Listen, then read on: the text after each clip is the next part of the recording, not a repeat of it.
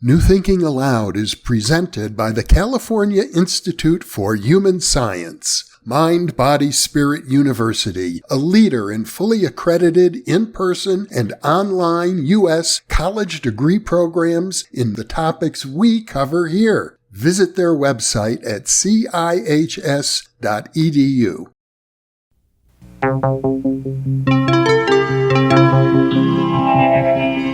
Thinking Aloud. Conversations on the leading edge of knowledge and discovery with psychologist Jeffrey Mishlove.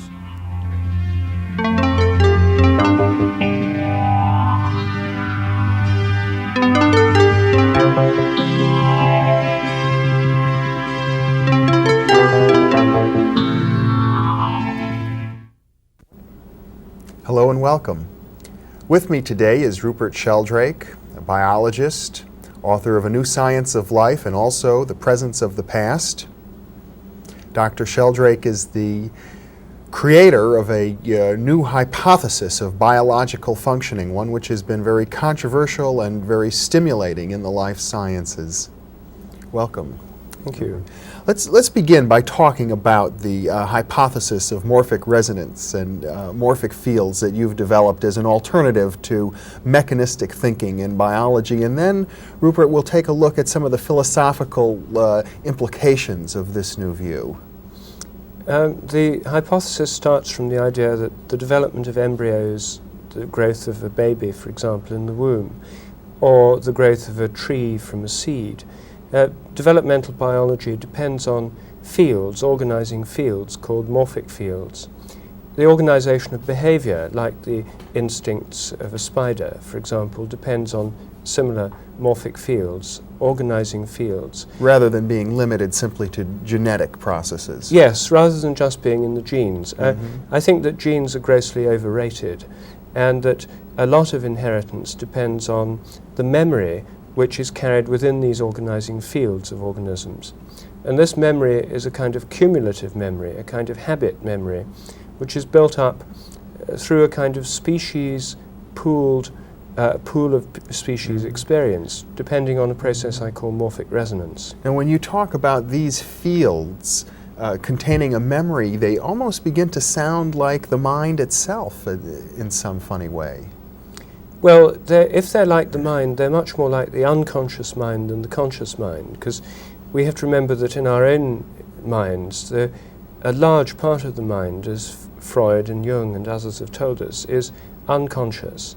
And what Jung and his followers have emphasized is that we all not only have our own personal unconscious, but we tune into or access the collective unconscious, which is a collective memory of the species.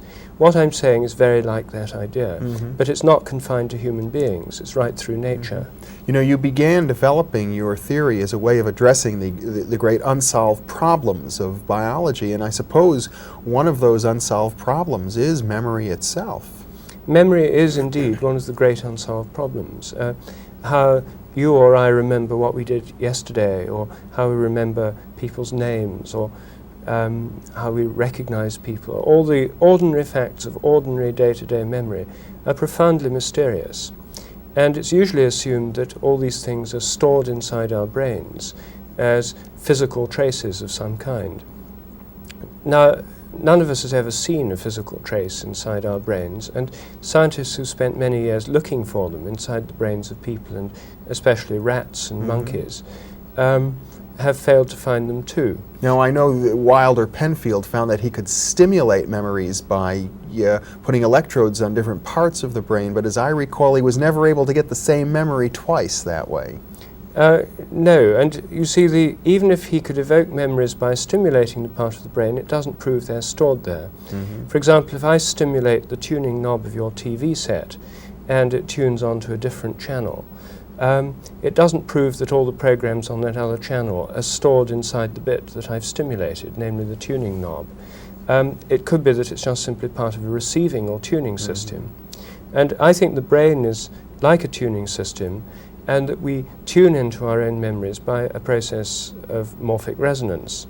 which I believe is part of a general process that happens throughout the whole of nature. Let's define for our viewers what you mean when you use the terms morphic resonance or morphic fields. What does morphic mean to you in this sense? Morphic comes from the Greek word form, morphe, and a morphic field is a field of form or field of pattern or order or structure.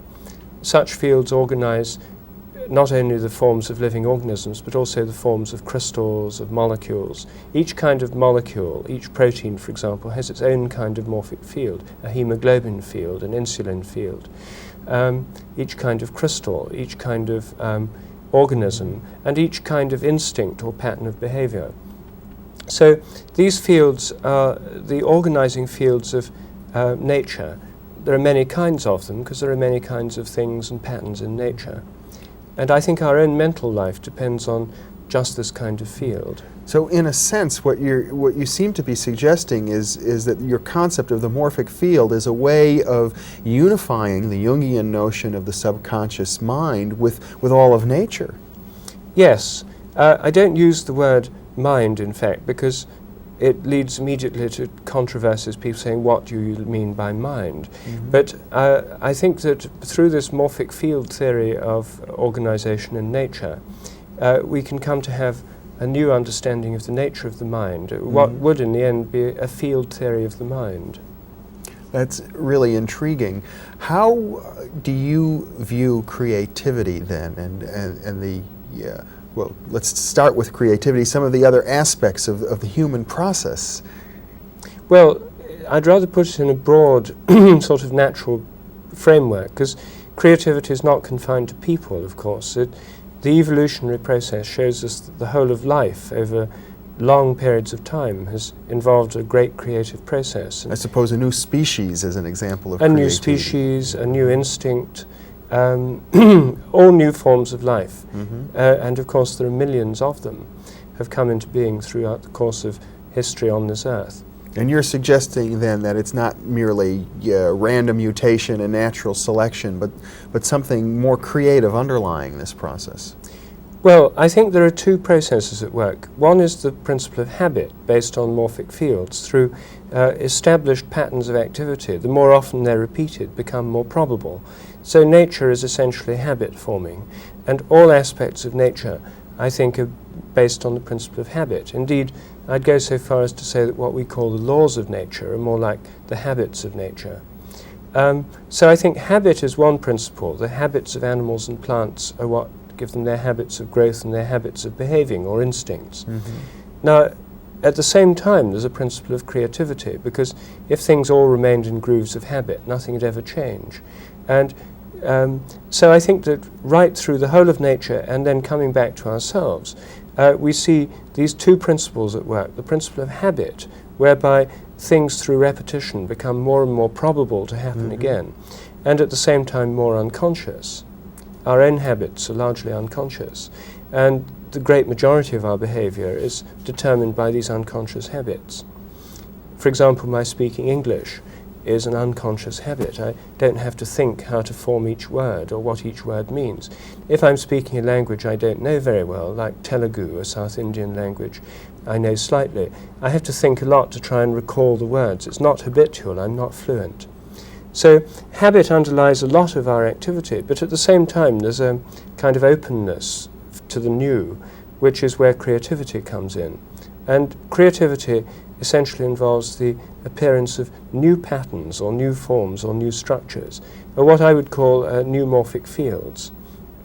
For example, at one time there were no bicycles. Now there are millions of them in the world, and at some stage somebody invented the bicycle. For the first time a bicycle was made. For the first time somebody rode a bicycle. Before that there hadn't been a habit of bicycle riding.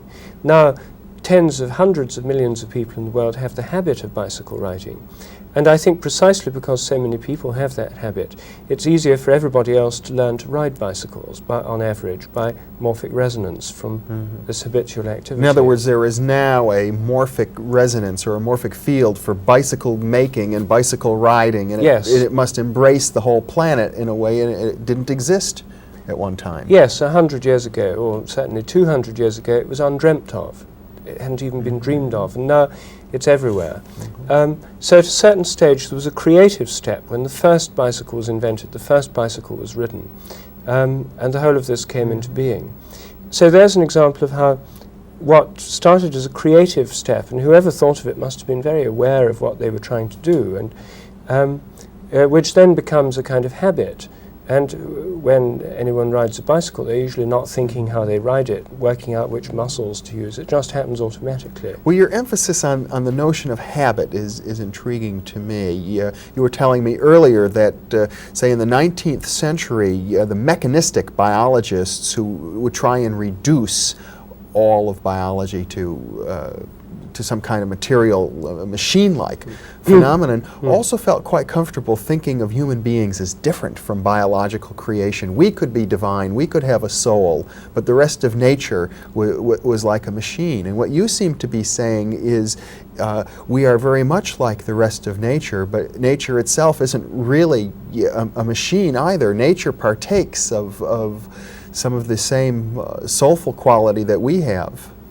Yes, I think the 19th century view typically involved a very speciesist view, that we could be alive and have minds, and in fact science itself depended on the possession of human consciousness by scientists. I mean, scientists were conscious, rational beings, but and other people were as well, to various extents.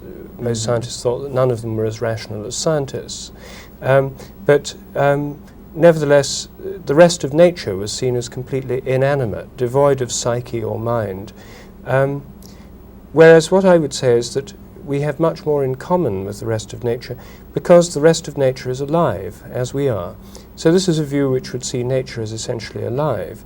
And the principles of memory and habit, which we know from our own experience, I think are general principles that operate throughout the whole of nature. You also have an interesting trick I think I picked up in your writing, and that is that whereas the mechanistic reductionists would like to reduce all of nature, all of life, to some kind of basic, I suppose if they had their way, down to physics, down to molecules colliding, physicists have now come to a point where they realize that the very basics of physics is in the mind of the observer itself, which suggests, and I think your theory gets at it, that there is something very mind-like underlying all of biology, all of physics. Yes, I think there is, and I think the question is to find out how mind-like it is, and this, if we could begin to work out just in what way it was mind-like, we might come to a better understanding of our own minds and the way they're related to our bodies. Because right now, nobody has the faintest idea how the mind's related to the body. Descartes in the 17th century thought that it interacted with the brain in the pineal gland, and all that's happened in the last 300 years is moved a couple of inches to the cerebral cortex. Oh. And most people now would think the mind in some way is associated with the cerebral cortex. Some people would say it doesn't do anything, it's just like a kind of phosphorescence around the nerve endings. Others would say it interacts with the cerebral cortex, but they couldn't say how. Others would say, well, maybe it does it by interfering with quantum processes in the brain. But I think that if we see that these mental processes are like what I would call morphic fields. They're organizing structures or patterns which organize brain activity, and that such fields also organize the development of embryos, the development of our bodies in the first place, and are at work throughout the whole of nature. That which is mind-like in nature becomes easier to relate to our own minds. And as I said earlier, the important part, most of it is more like our unconscious minds than our conscious ones. And it would be a mistake, I think, to say that the whole of nature is conscious, because the whole of our own activity isn't conscious. I mean, the vast majority of our behavior is not. Well, one of the stimulating things that your theory has done has caused us to look once again at the whole issue of the inheritance of acquired characteristics, which was, I think, until recently a taboo topic that you've reopened. But it almost seems as if what your theory would reopen as well as the whole notion of magic, and that is that by concentrating on a certain mental image, one can create that, and it can become real. Many magical traditions, and even modern traditions like the power of positive thinking, work along these lines, and it would seem to be consistent with your notion of morphic fields. Yes, well, it is like magic. I mean, morphic resonance, the influence of like upon like, works across time and space. And in that sense, it is like magic. There's nothing in between, and yet this influence passes. But what we have to see is that for the last 300 years, physics, or science in general, has been domesticating magic. And what was magic yesterday becomes science today. If you think of it, and we don't usually think of it because we're so used to it, Newton's idea, which is the very basis of mechanistic science, that every particle of matter affects every other particle of matter in the universe through empty space. The idea of gravitational attraction. Action at a distance. Action at a distance Yeah. is magic. It's a kind of magic. And before Newton, the only people who'd suggested the influences of distant planets and so on the Earth and so on were the astrologers. Well, Newton was rather embarrassed by this. He saw this as a big unsolved problem in his own theory. Yes, and indeed no one really solved it. And Einstein came along much later and said, well, it's not action at a distance through empty space, it's action at a distance through fields, gravitational fields. And so fields have now become the medium of interconnection at a distance. Fields have become the medium of magic, as it were. And nowhere is that more clearly seen than in television. I mean, 200 years ago, it would have been pure magic that people could have seen us on a television screen, far away from where we're talking. It's the kind of thing that's talked about in the books of the ancient books of the Hindus, the idea of seeing things at a distance. And yet today we don't even think twice about it. Well, you wrote A Science of Life while you were living in an ashram in India. You obviously have deep spiritual interests as well as deep scientific interests, and I wonder, do you see these things converging? Well, I do. I think you see that the gulf between science and religion that we've had for the last 300 years in the West is largely owing to the mechanistic worldview, which led to a complete transformation of our view of nature. Before the 17th century, the standard view in Europe, the standard Christian view, was that nature is alive, nature is animate, animals have souls. The very word anima, the Latin word for soul, is the basis of our word animal. It means beings with souls. Plants had souls, the whole earth had a soul, planets had souls, or spirits, or intelligences. So everyone until the 17th century was living in a living universe, and the Christian God was a living God who made a living world. The 17th century revolution turned the world into a great machine, and God then, in the view of Protestant theologians especially, became the world machine-making God. He became the great mechanic of the universe. And then, by the beginning of the 19th century, many people said, well, we can get rid of this kind of God and just have a mechanical universe without God. And the basis of the controversies has really been rooted in this mechanistic worldview. If we go back to the idea of nature as a living organism, the whole of nature as being alive, and ourselves as living beings within a living world that has many levels of organization, from molecules, atoms, cells, the whole planet, the solar system, the galaxy, the whole universe. At every level there's a kind of integrity, a wholeness that's more than the sum of the parts.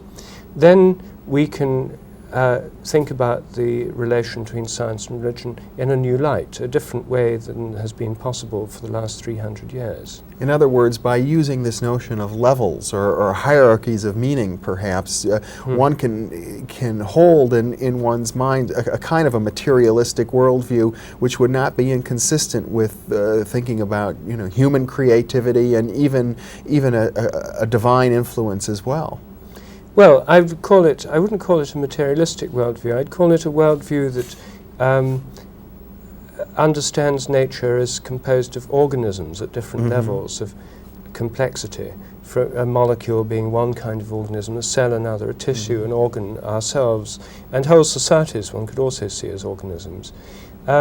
Yes, I think it's a view where we can have science that's a proper science that incorporates the findings of the last 300 years of mechanistic science, but which opens up whole new frontiers for experimentation. It's not going to be a matter of blind faith, I think, this new kind of science, if it happens, but a genuine empirical inquiry that will take us further. I almost get the sense that the perspective which you're advocating is one which may at some future point be seen as a synthesis of the current conflict we have between religious fundamentalists on the one hand and the evolutionists on the other, because you seem to be agreeing with the fundamentalists that our view of evolution is really incomplete and needs to be expanded, needs to incorporate some sense of mind, perhaps even a sense of the divine. Well, yes, I think that both sides have a point. I mean, the materialistic neo-Darwinian theory of evolution says that evolution is entirely blind and purposeless and governed by blind laws happening by blind chance, and that it's all just a kind of accident. Whereas the other view says that there is a purpose, there is a mind behind the whole of nature, but then ties it to a literal interpretation of the book of Genesis. Of course, there have been many people who've rejected both those extremes, and the best known in recent years, of course, is Teilhard de Chardin, the French Jesuit philosopher, who said that, yes, indeed, evolution's going on, and evolution is being drawn towards a future goal, the omega point. So there's both a purpose and a kind of mind behind and within the evolutionary process, and there's evolution. He didn't have to say you either have God or you have evolution. And I think there are many people who would like to have a view of evolution which permits both. And I gather you're in substantial agreement with Teilhard. I am, yes. But I think that when thinking about this, one has to think what kind of God or what kind of spiritual or guiding principle is one thinking of. And the kind of God that for many people has become incredible is the machine-making God of the 17th century, where God stands totally outside the universe, thinks up the mathematical laws of nature and creates the universe like a great machine. I think that that kind of God is, or will be, as obsolete as the mechanistic world picture that went with it. Any new conception of God we develop or come towards, I think would at the same time be closer to much older conceptions of God, not only in the Christian but in other religious traditions, as a living creative source of a living creative world. In other words, you might draw some inspiration from the biblical phrase that God created us in His image, and as you look deeply into nature and see these morphic resonances, that must be for you part of your own image of God. Oh, what a difficult question. I realize it's very presumptuous of me, but I wonder if you wouldn't mind. Well, I think that if you like, the interplay of habit and creativity which we see within ourselves is in a sense an interplay of what's fixed and what's changeable. And I think that in many traditions there have been images of the ultimate which have involved both those principles. In the Christian doctrine of the Trinity, the fixed is the Logos, the second person of the Trinity. The changeable is the Spirit, which is free-flowing like the wind. And the two together are included within the third, the ground of both, the Father. Sort of like yin and yang, or order and chaos. It's like yin and yang. Yin and yang, you see, are two principles, but it's actually a trinity, because the circle that encloses them both, that makes the yin and yang, the duality, part of a greater whole, is, if you like, the third principle, the circle around the yin and the yang.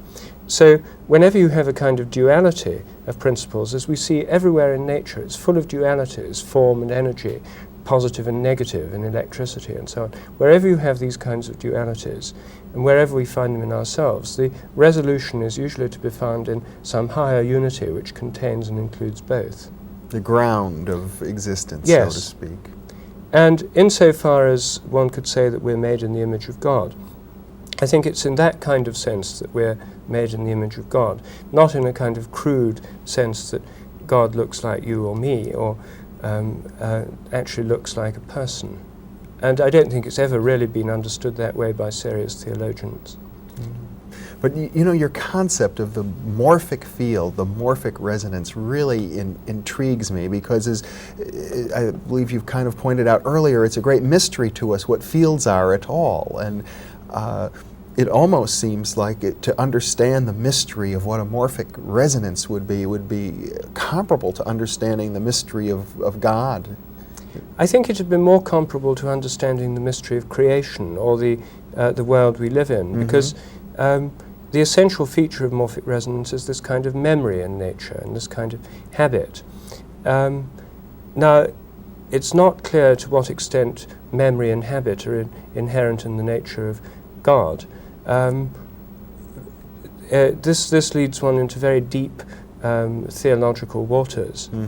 But there have been, throughout the whole history of theological thought in the West, ideas which would say that within God is the world soul, the anima mundi, which is that, if you like, in modern terms, it would be the field of the universe, the universal field, the primal unified field, which modern physicists are talking about all the time as the primal field that was there at the beginning of the Big Bang, which gave rise to the other fields of nature. The ground underlying all of creation. The ground underlying all of creation.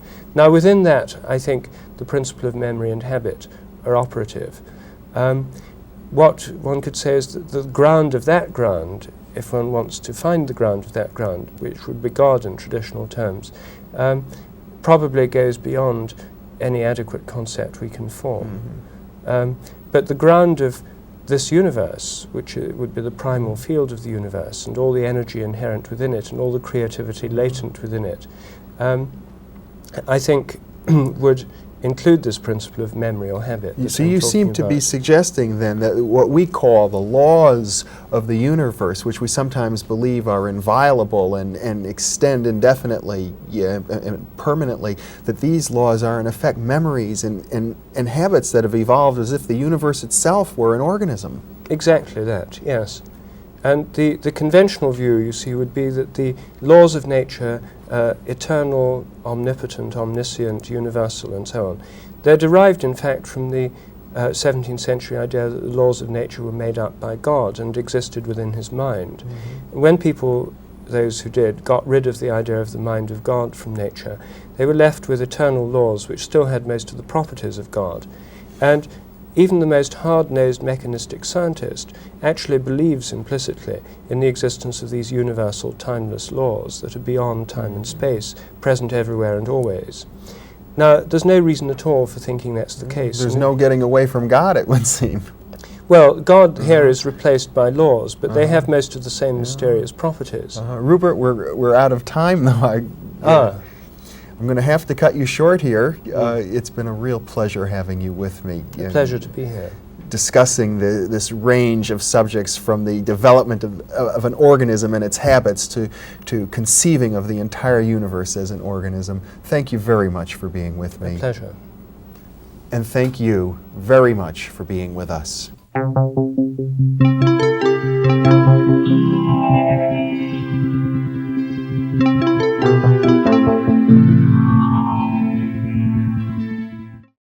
Book 3 in the new Thinking Aloud dialogue series is UFOs and UAP, Are We Really Alone? Now available on Amazon. You can now download a free PDF copy of issue 7 of the New Thinking Aloud magazine or order a beautiful printed copy.